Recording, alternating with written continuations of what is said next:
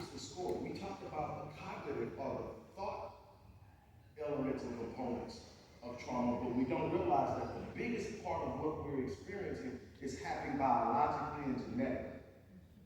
So this genetic tag that's created the moment that you experience trauma is actually the memory card of the event. It's locked in, it's there, it's stuck. Now there are different genetic processes that you can go through that that will allow for some of that to be removed, especially through the cellular reproduction in the reproductive system, which is where most of that God designed it to be removed, so you're not constantly passing down these negative tags. It's designed to be removed away when you have the merging of 23 chromosomes from mom, 23 chromosomes from dad. It's 46 chromosomes that ultimately becomes the next child, which is you or whoever. Wow. And it's meant to be removed. The problem is with that is the more emphatic the experience, the harder it is to wash away that tag. So then that tag is there. So you now pass this bad experience genetically down. Now, epigenetics means above the gene, so it's not actually the gene. This is what I want to get. So you understand what I'm going with this. Epigenetics is this. You have genes. Your genes literally transcribe your DNA.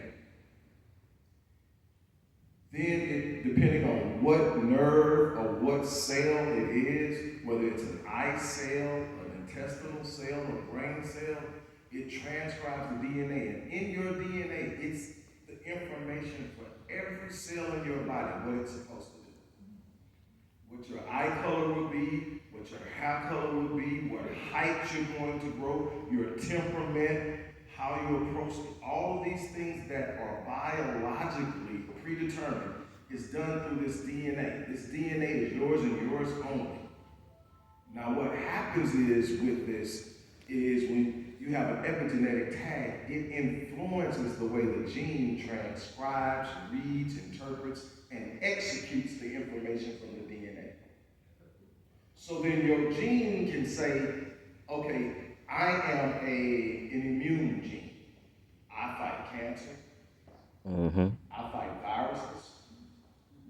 I fight any number of other ailments we get, kidney disease, ischemic heart disease, all these things that you're going to hear about. I fight these things. But now there's this epigenetic tag that came that's interfering through a process known as DNA methylation. It's interfering with how I read this. So now it's down-regulating my ability to function. At the same time, it's up-regulating and turning on the disease gene. So we come to find out that the predominant determining factor in most diseases isn't your diet, important, isn't your family history directly, but indirectly it is because it's epigenetically influenced. It's your environment and your DNA makeup. So here's the problem with this. It's not front end only, it's back end too. The front end is mom passed down her trauma, genetic. Dad passed you his trauma, genetic.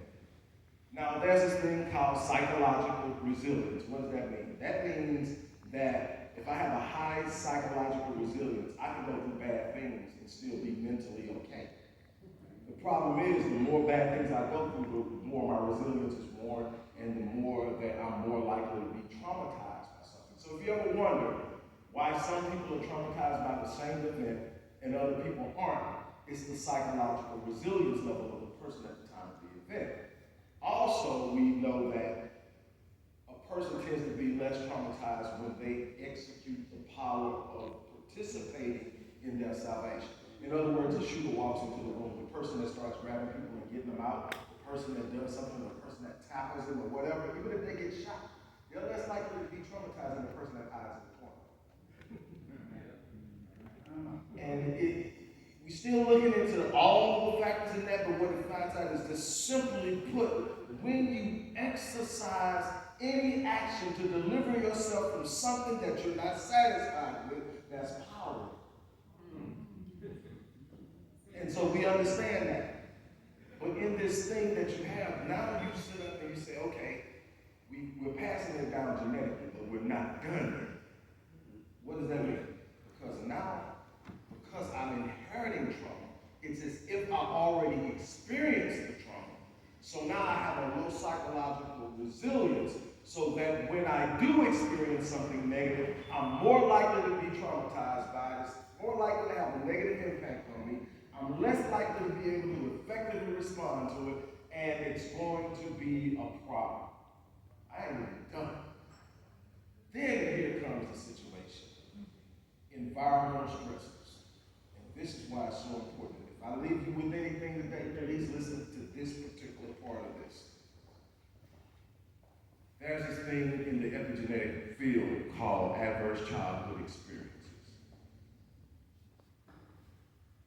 Parents getting divorced, absentee parents, physical abuse, emotional abuse, psychological abuse, neglect, a parent becoming incarcerated, a parent or a close loved one being diagnosed with a mental illness, a parent struggling with some form of chemical dependency and addiction.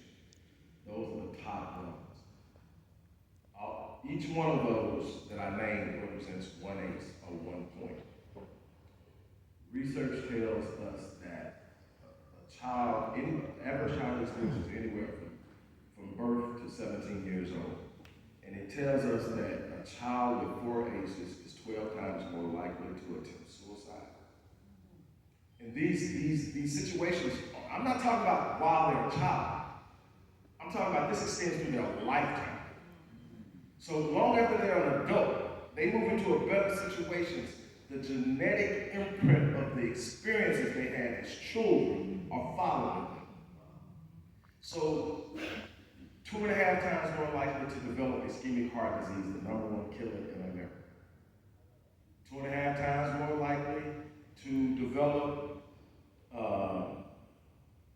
type 2 diabetes, lupus, and I can go on and name the diseases. So what we're finding is your experiences in trauma are directly impacting your overall long-term health. One of the primary causes of cancer, again, I'll repeat this, one of the primary causes of cancer, especially breast cancer, ovarian cancer, lung cancer, intestinal and colon cancers, isn't your diet. That's important. It isn't your exposure to carcinogens. It's stress. The #1 cause, 4.5 times more likely to develop breast cancer, having had 4 ACEs as a child. And here's the problem, it doesn't just stop when you're a child. You move into an environment as an adult. This has been done with identical twins, same DNA, same everything. One is exposed to one situation, the other is exposed to more hostile situations. It doesn't take long. I'm talking about in a matter of a couple of years, they're no longer identical. You can look at them and tell the difference. Life is happening, and it's seemingly out of control. So what I want to do at this particular point is I want to talk about why this is important as it pertains to our relationship with law enforcement. What we have to understand is, and what I need both sides to understand is there's another side. We tend to have our conversations from a subjective perspective.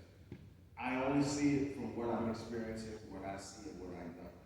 What I can tell you is there's another side. When we get to a point to where we're willing to acknowledge it, there's another side, marriages will last longer, parents will be able to parent better, communities will return to being communities,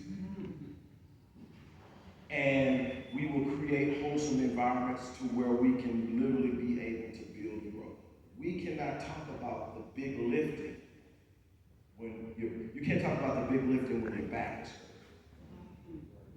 We're dealing with almost a paralysis based on trauma alone.